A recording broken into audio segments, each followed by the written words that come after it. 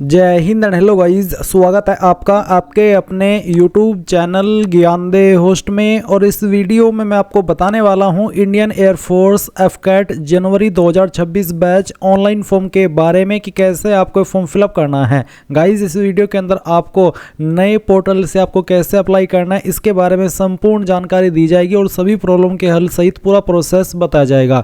चलिए शुरू करते हैं। अगर आपने अभी तक वीडियो को लाइक शेयर नहीं किया हो तो कर देना और चैनल को सब्सक्राइब कर लेना। फिर जो लिंक मैंने आपको इस वीडियो को डिस्क्रिप्शन में दिया है, आप ओपन करेंगे, आपको जानने को मिलेगा कि ये नोटिफिकेशन 284 पोस्ट पर निकाला है। इसके फॉर्म आप लोग 14 दिसंबर 2025 तक भर पाएंगे।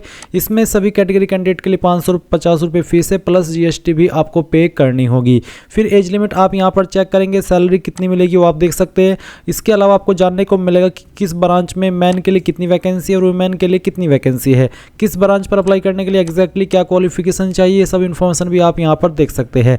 सभी इन्फॉर्मेशन चेक करने के बाद में एग्जाम पैटर्न सहित अगर आप इसमें अप्लाई करने के लिए एलिजिबल हैं तो आप इंपॉर्टेंट लिंक के सेक्शन में आएंगे और अप्लाइंग ऑनलाइन लिंक ओपन करेंगे। अब आपके सामने यहाँ पर ये न्यू पोर्टल आ जाएगा जहां से आपको आपका फॉर्म फिल करना है। आप इस वीडियो को देखते हुए अपना फॉर्म मोबाइल से भी फिल कर सकते हैं और कंप्यूटर से भी फिल कर सकते हैं। दोनों में ऑप्शन से ऐसे ही आते हैं जैसे कि आपको इस वीडियो में बताया जाएगा। अब यहाँ पर आने के बाद में सबसे पहले आपको साइन अप इसके ऊपर क्लिक करना होगा। इसके ऊपर क्लिक करने के बाद कुछ ऐसा इंटरफेस आएगा जैसे कि आप यहाँ पर वीडियो में देख सकते हैं।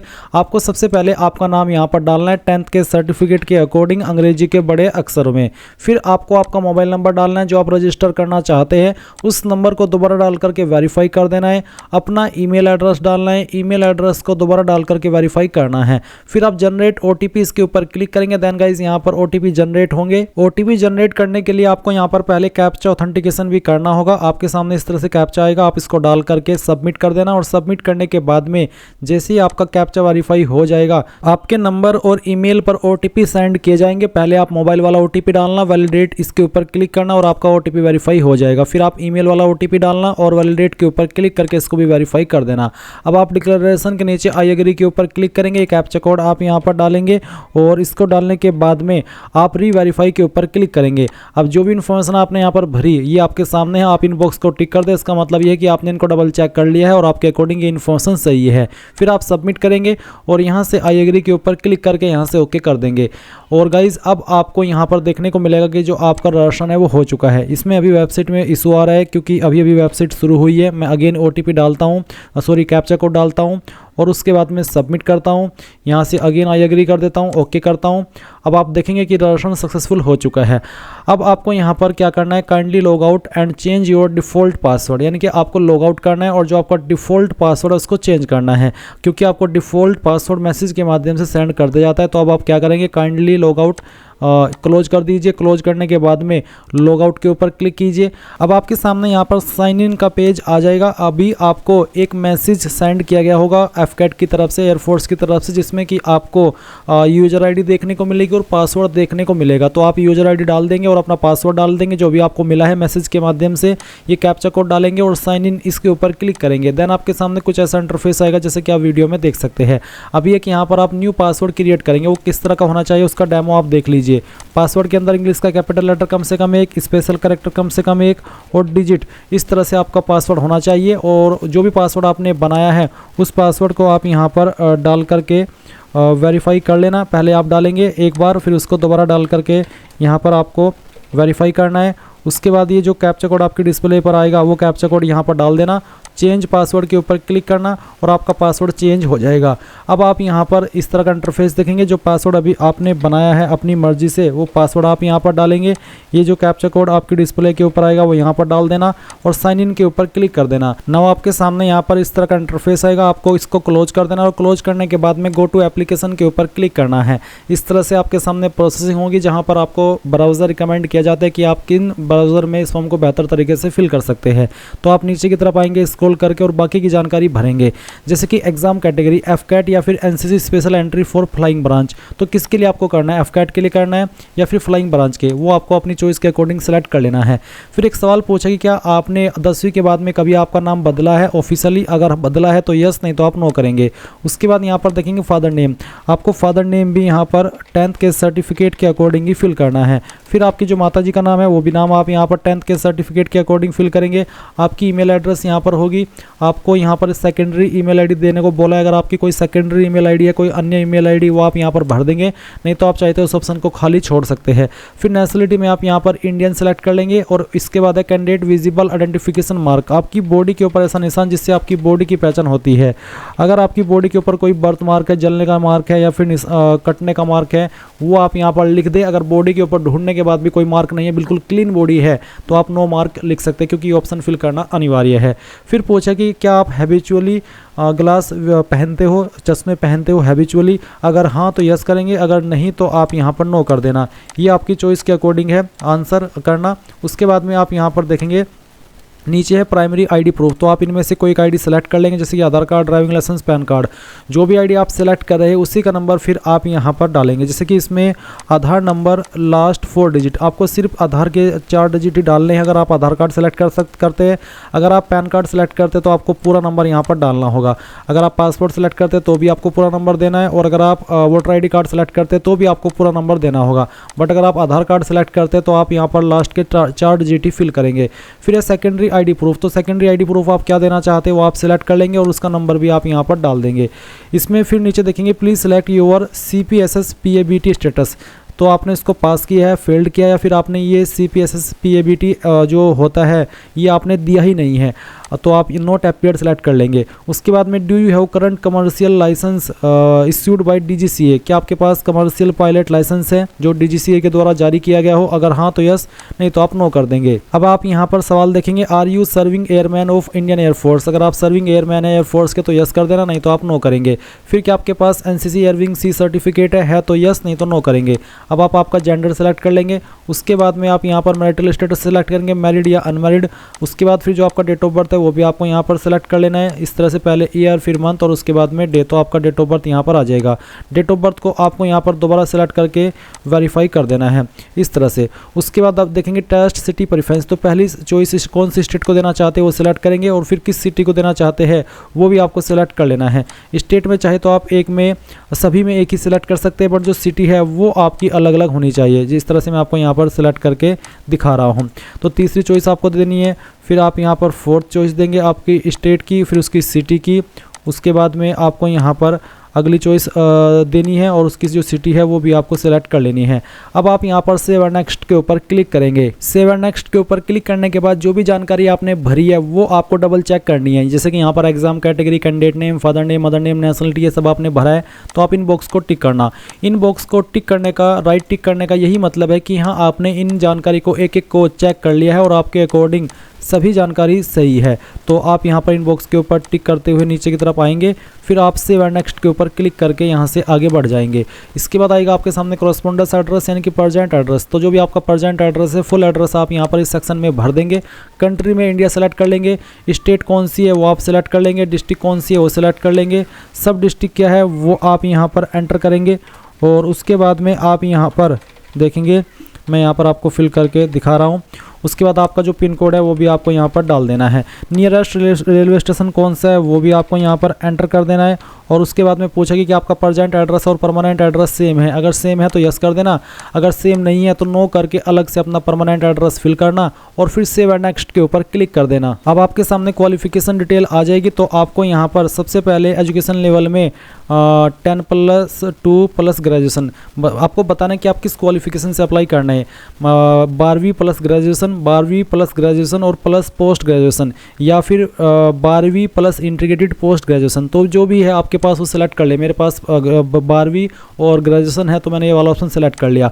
अब आपको ग्रेजुएशन लेवल का जो ऑप्शन है वो सिलेक्ट करना है। आप यहाँ पर click here to view graduation level eligibility detail, यानी कि ग्रुप ग्रेजुएशन ऑप्शन ए में क्या आता है, बी में कौन कौन सी क्वालिफिकेशन आती है, सी में कौन सी आती है, वो आपको यहाँ पर जानने को मिलेगी। देख लीजिए है ग्रेजुएट ऑप्शन है। ग्रेजुएट ऑप्शन ए में यहाँ पर है ग्राउंड ड्यूटी टेक्निकल ब्रांच पर ये एप्लीकेबल होता है, और इसमें एरोनॉटिकल इंजीनियर, मैकेनिकल, AEM ये सब आता है। Candidate with a minimum 50% marks each in physics and mathematics at 10+2 level and a minimum of 4 year degree graduation integrated post graduation qualification in engineering technology from recognised board, या फिर cleared section A and B examination. और फिर जो कौन कौन से discipline इसमें आते हैं वो आपको बताया। उसके अलावा ग्राउंड ड्यूटी टेक्निकल ब्रांच में ग्रेजुएट ऑप्शन बी में कौन कौन सी क्वालिफिकेशन आती है वो आपको यहाँ पर बताया गया है। सी में कौन सी आती है, फिर आपकी डी में कौन सी आती है, वो सब आप यहाँ पर देख सकते हैं। जैसे कि ग्रेजुएट ऑप्शन डी में फ्लाइंग ब्रांच जिसमें कि अप्लाई करने के लिए 12वीं पास की योग्यता एंड जो कि आपने मैथ और फिजिक्स के साथ में पास की और एंड आपके पास इनमें से कोई एक क्वालिफिकेशन होनी चाहिए। तो दिए गए ऑप्शन के अकॉर्डिंग आपके पास कौन सा ऑप्शन है, कौन सी क्वालिफिकेशन है वो आप सिलेक्ट कर लेंगे। उसके बाद में ग्रेजुएशन डिटेल के सेक्शन के अंदर आपको क्वालिफिकेशन इस तरह से देखने को मिल जाएगी। अगर आप ग्रेजुएशन ऑप्शन बी सेलेक्ट करते हैं तो फिर आपको यहाँ पर बी से जुड़ी हुई क्वालिफिकेशन देखने को मिलेगी। सी सिलेक्ट करते हैं तो आपको यहाँ पर इस तरह से वही क्वालिफिकेशन देखने को मिलेगी जो कि सी की कैटेगरी में आती है। अगर आप डी सिलेक्ट करते हैं तो आपको यहाँ पर ग्रेजुएशन क्वालिफिकेशन में डी सेक्शन में जो क्वालिफिकेशन आती है वो आपको देखने को मिल जाएगी। तो ये आपकी चॉइस के ऊपर है कि आपके पास कौन सी क्वालिफिकेशन है, फिर उसी के अकॉर्डिंग आपको यहाँ पर आपका ग्रेजुएशन ऑप्शन सेलेक्ट करना होगा। उसके बाद आपको आपकी क्वालिफिकेशन सेलेक्ट करनी होगी। जैसे कि यहाँ पर मैंने ग्रेजुएशन का जो क्वालिफिकेशन है वो सिलेक्ट कर लिया। फिर आता है select graduation qualification stream subject, यानी कि आपको आपका डिसिप्लिन स्ट्रीम या सब्जेक्ट सेलेक्ट कर लेना है। उसके बाद आप देखेंगे यहाँ पर ग्रेजुएशन कोर्स ड्यूरेशन इन ईयर कितने साल का है, 3, 4, 5 जो भी है वो आप सेलेक्ट कर लेंगे। फिर ग्रेजुएशन कॉलेज इंस्टीट्यूट नेम, तो कहाँ से आपने क्वालिफिकेशन की है वो आपको यहाँ पर एंटर कर देना है। मैं डेमो के लिए कॉलेज नेम या इंस्टीट्यूट नेम फिल करके दिखा रहा हूँ, आप आपकी इंस्टीट्यूट का रियल नाम यहाँ पर फिल कर देंगे। फिर आपको यूनिवर्सिटी का नाम देना है कि आपकी जो इंस्टीट्यूट है या फिर डिग्री कॉलेज है वो कौन सी यूनिवर्सिटी से एफिलेटेड है, उसका नाम आप यहाँ पर डालेंगे। Date, expected date of appearing for the final graduation exam, अगर आप फाइनल ईयर के अंदर है तो आप एक्सपेक्टेडली किस टाइम के अंदर जो आपका एग्ज़ाम है वो देंगे, या तो वो सिलेक्ट करेंगे। अगर आप ऑलरेडी आपकी क्वालिफिकेशन कंप्लीट कर चुके हो तो आपको बताना कि आपने किस साल के अंदर और किस महीने के अंदर ये क्वालिफिकेशन कंप्लीट की थी। उसके बाद में आपकी जो ग्रोस परसेंटेज है वो आपको यहाँ पर डाल देनी है कि आपके पास कोई करंट बैकलॉग है, अगर है तो यस, नहीं तो आप नो कर देना। उसके बाद यहाँ पर आप 12वीं की इन्फॉर्मेशन देखेंगे तो आपको यहाँ पर क्या करना है, enter aggregate gross percentage as per your 10+2 higher secondary school marksheet, यानी कि आपकी 12वीं की कितनी परसेंटेज थी वो आपको यहाँ पर एंटर कर देनी है। उसके बाद में बताना है फिजिक्स परसेंटेज कितनी है आपकी इसमें 12वीं के अंदर, तो एंटर 0 इफ नॉट एप्लीकेबल, अगर एप्लीकेबल आपके ऊपर नहीं है तो आप 0 लिखेंगे, बट अगर आपके पास 12वीं में था फिजिक्स सब्जेक्ट तो आपको बताना होगा कि आपके कितने नंबर थे।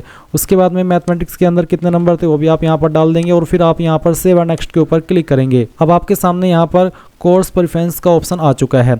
तो जो मैंने क्वालिफिकेशन दिया उसके अकॉर्डिंग मैं इन सभी कोर्स पर अप्लाई करने के लिए एलिजिबल हूँ, इनको प्रेफरेंस देने के लिए एलिजिबल हूँ। मैं यहाँ पर पहले इसको प्रेफरेंस देना चाहता हूँ, फिर इसको देना चाहता हूँ। इस तरह से आपको यहाँ पर इनको आपकी चॉइस के अकॉर्डिंग प्रेफरेंस दे देनी है। ये प्रेफरेंस देने के बाद में आप यहाँ पर सेव एंड नेक्स्ट के ऊपर क्लिक करेंगे और ओके कर देंगे। फिर एडिशनल डिटेल में सवाल पूछा कि क्या आप अपीयर्ड हुए हो AFSB या फिर SSB बिफोर पहले, अगर हाँ तो यस, नहीं तो नो करेंगे। How did you come to know about opening, इस वैकेंसी के बारे में आपने कहाँ से जाना, न्यूज़पेपर, एम्प्लॉयमेंट न्यूज़, एडवर्टाइजमेंट या फिर अदर, जहाँ से भी जाना वही आप यहाँ पर सिलेक्ट कर लेंगे। उसके बाद में क्या आपने गेट एग्ज़ाम क्वालिफाई किया है, अगर किया है तो यस, नहीं तो आप यहाँ पर नो करेंगे। यस करने पर आपको क्वालिफाइंग ईयर और आपका जो गेट स्कोर है वो बताना होगा, बट नहीं किया तो नो कर देना। फिर पूछा है place of application form filling, यानी कि फॉर्म आप कहाँ से फिल कर रहे हैं। आपको यहाँ पर अपना नाम नहीं बल्कि जिस डिस्ट्रिक्ट से या फिर जिस सिटी से आप आपका फॉर्म भर रहे हैं उस सिटी का नाम आपको देना होगा, सेव एंड नेक्स्ट करना होगा। इसके बाद ये जानकारी आपकी सेव हो जाएगी और अभी आप यहाँ पर डॉक्यूमेंट अपलोड करेंगे। आपको यहाँ पर आपका फ़ोटो अपलोड करना है जिसका जो साइज़ है वो 100 से 200 KB के बीच में रखा है। फॉर्मेट JPG या फिर JPG का चल जाएगा।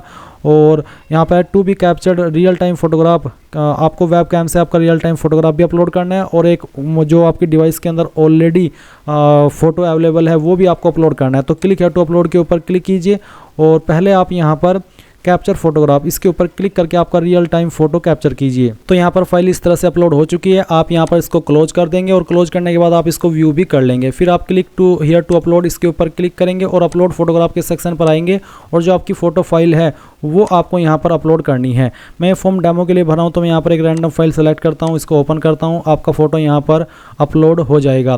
फिर आप इसको क्लोज कर देंगे। क्लोज करने के बाद आप इसको व्यू भी कर लेंगे। फिर आप यहाँ पर आपका सिग्नेचर अपलोड करेंगे जिसका साइज 80 से 150 KB के बीच में रखा है। फॉर्मेट JPEG या फिर JPG का चल जाएगा। तो क्लिक हियर टू अपलोड के ऊपर क्लिक कीजिए, जहाँ पर आपकी सिग्नेचर की फाइल है सेलेक्ट कीजिए, ओपन कीजिए, आपकी फाइल यहाँ पर अपलोड हो जाएगी। इसको क्लोज कर देंगे। फिर आपको यहाँ पर आपका थंब इंप्रेशन भी अपलोड करना है लेफ्ट हैंड का, और अगर आप फीमेल है तो आपको राइट हैंड का थंब इंप्रेशन अपलोड करना है, मेल को लेफ्ट हैंड का और फीमेल को राइट हैंड का। तो क्लिक है टू अपलोड के ऊपर क्लिक कीजिए, साइज़ 50 से 100 KB के बीच में रखा है। तो जहाँ पर भी आपका थंब इंप्रेशन है वो आप यहाँ पर सिलेक्ट कर लेंगे, ओपन करेंगे, आपकी फाइल इस तरह से अपलोड हो जाएगी और उसको क्लोज कर देंगे।